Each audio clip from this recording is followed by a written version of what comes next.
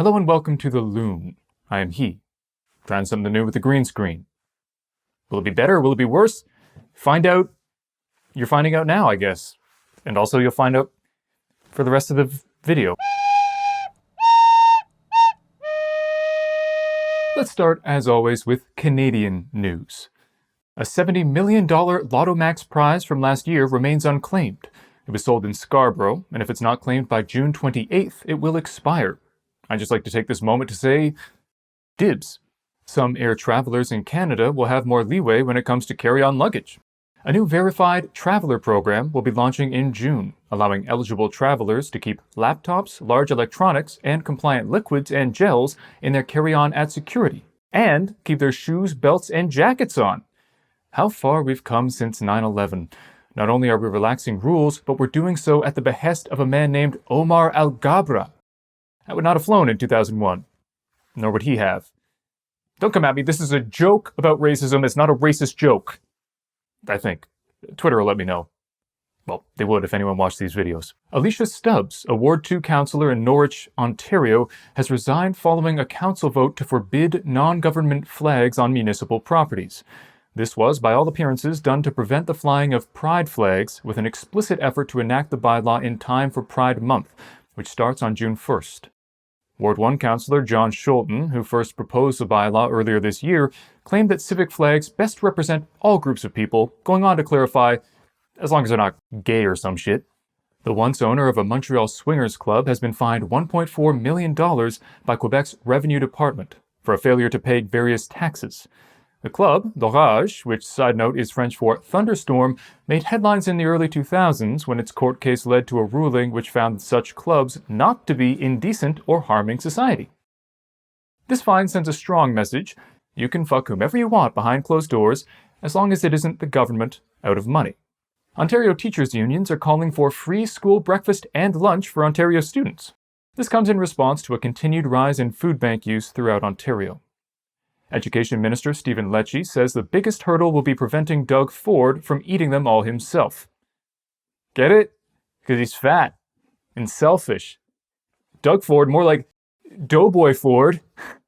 Give me a raise. Patreon.com/Ronpon. Patreon.com/Ronpon. Speaking of everyone's least favorite premier, Ford and the Ontario PCs continue their push to privatize healthcare in Ontario.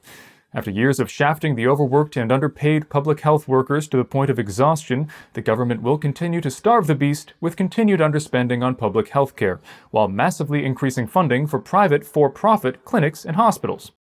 Bad news for most Ontarians, good news for the doughboy and his cronies. If you want to fight against this, there will be a referendum on Friday, May 26th and Saturday, May 27th, with thousands of voting stations across Ontario. Let your voice be heard. No jokes here, no time. Time for some pop culture news. The marvelous Mrs. Maisel is coming to an end after 5 incredible seasons, with the finale coming out this Friday. Many questions will be answered, the most important being, can we please see them one more time? On that same day, the Little Mermaid live-action remake will be hitting theaters, and on that day, a bunch of adult men will take to the internet to whine about how it's an enormous deal the fictional mermaid skin is a different color. Side note, I've had it with these live-action remakes involving weird, overly realistic animals. Give me Atlantis. Give me Treasure Planet. They were made to be live-action. Then give me Titan AE. I know that's Don Bluth, but I love that movie. Also, and this isn't news, but if you're not watching Mrs. Davis, do yourself a favor and watch it. Betty Gilpin is incredible. Probably my favorite protagonist in any TV show, ever. It's so good. Jack McDormand's great too, but by golly, does she steal the show. Watch it. It's weird, but it's amazing. Trust me. Tech news. Meta has been hit with a record-breaking fine of 1.3 billion euros for... Euros? 1.3 billion euros for violating privacy laws. When asked for comment, Mark Zuckerberg responded, yeah, maybe building our campus on a street called Hacker Way tipped our hand a bit. Microsoft and Helion are hoping to build the world's first fusion plant. Fusion energy has been as elusive as it has been sought after, but the companies are hopeful that this project will, unlike past attempts, be able to produce more electricity than it requires to operate. Should they succeed, they will have, in their words, found the holy grail of energy. And speaking of the holy grail, did I mention you should watch Mrs. Davis? Brand's brand new brand. Here's a little one-off segment for you. I don't know if you've ever watched Big Fat Quiz of the Year, but I have, and it's awesome. One of my favorite pairings was Russell Brand and Noel Fielding. However, they've taken rather different trajectories of late, and Brand's trajectory sucks. So I searched their names on YouTube. Let's compare what they're up to. Russell Brand: confirmed! Russiagate was bullshit! Noel Fielding: kids in audience get crash course in rude comedy, an evening with no Fielding. Russell: oh shit, we're selling weapons to who now? No Fielding nails very unusual golf task. Russell: you can't stop them! Why, the deep state is unstoppable! Side note, a bit redundant there. No. Carl Pilkington and Noel Fielding explore modern art. I love Carl. Yes, I know my Noel voice is not great, but it's just night and day. Or like, night and far-right propaganda, which is clearly Brand's new drug. Yes, I'm getting preachy. The dude is doing damage. This has been Ron's Soapbox. I mean, Brand's brand new brand. Now it's time for news below the belt. Time for some American news. Target has pulled some products associated with Pride from their U.S. stores, particularly in the South, due to concerns about employee safety.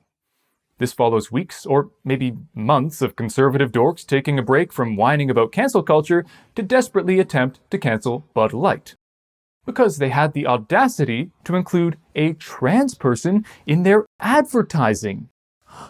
Boycotters were asked about whether they viewed this as hypocritical, but unfortunately, hypocritical has too many syllables for them and their eyes just kind of glazed over. Hey, remember last week when I said Ron DeSantis would be announcing his presidency on Twitter? Well, he did it. And if you want to know how it went, I'll give you a hint. Hashtag disaster was trending following it. Never a good sign. Yes, as many expected, it was a buggy mess, with app crashes, hosts disappearing, and delays galore. DeSantis eventually managed to get his speech out to what audience remained, but it did not go as planned. It was a bad day for both Elon Musk and Ron DeSantis, which makes it a good day for this guy. Dianne Feinstein, the 89-year-old senator from California, is seeing more and more calls for her resignation after missing a large number of votes. When asked for comment, she said, eh? When asked again, she said, eh? But after an arduous 10 minutes of questioning, she finally responded, eh? Eventually someone thought to write it down, but by then Ms. Feinstein had fallen asleep. We'll try again tomorrow, if she wakes up. Now it's time to visit the vault. Time to visit the vault for some stuff I wrote down at some point. Interesting side note, this bit is based on Norm Macdonald's bits on the Dennis Miller Show, which he did during the writer's strike. Now I'm doing it during another writer's strike. By total coincidence. It's just kind of fun. Anyway, let's begin. I'm going to start calling poo evacuate. Just sounds funnier. Have you ever given yourself the correct amount of plum sauce for your chicken nuggets? I haven't. They say a watched pot never boils, but they never mention how a boiling pot never ceases to be amazing when you're tripping balls. Truly breathtaking.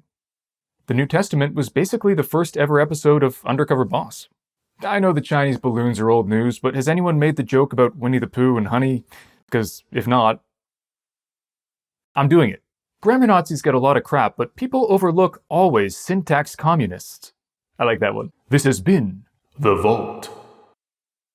That's it for today, folks. I hope you enjoyed. If you want to help support this channel, head to patreon.com/Ronpon to become my second subscriber. You can double my monthly earnings. But if you're poor like me and still want to help out, hit the thumbs up or subscribe or hit the bell or leave a comment or share it or better yet, do all of them. They help get eyeballs on my videos. Until next time, stay safe, stay sane, and stay smiling. Yeah!